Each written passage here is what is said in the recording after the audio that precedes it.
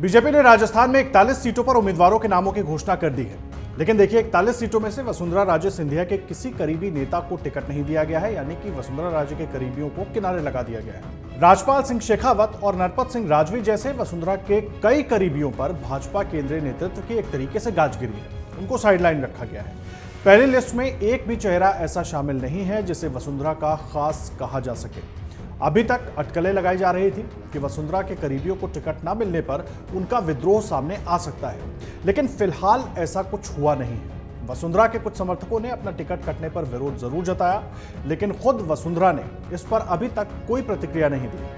सवाल यह है कि क्या उन्हें किसी बात का इंतजार है या वसुंधरा ने समय की नजाकत को भांपते हुए केंद्रीय नेतृत्व के सामने हथियार डाल दिए हैं। वसुंधरा राजे सरकार में मंत्री रहे राजपाल सिंह शेखावत को उनका काफी करीबी माना जाता है। वो जयपुर की झोटवाड़ा सीट से 2008 और 2013 में विधायक रह चुके हैं।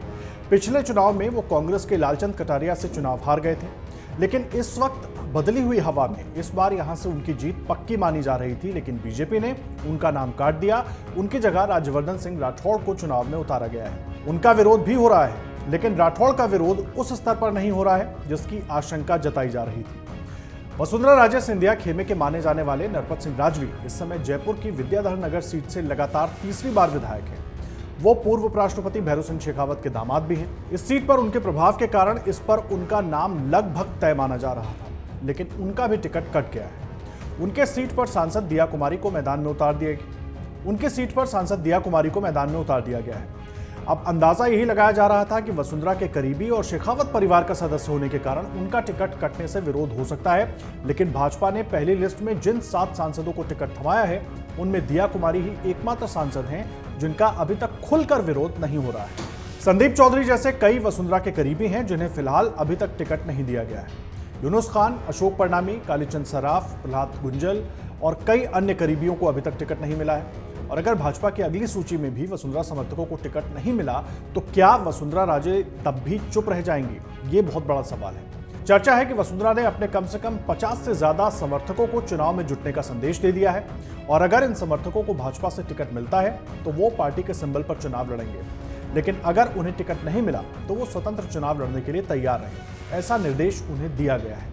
और अगर ऐसा होता है और वसुंधरा समर्थक उम्मीदवार 5-10 हजार वोट भी काटते हैं तो इससे बीजेपी को बड़ा नुकसान हो सकता है।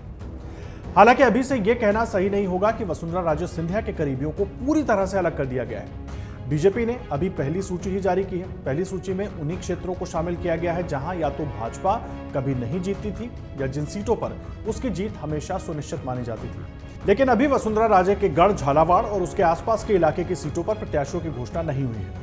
ऐसे में अभी यह कहना जल्दबाजी होगी कि वसुंधरा के करीबियों को पूरी तरह से किनारे लगा दिया गया है।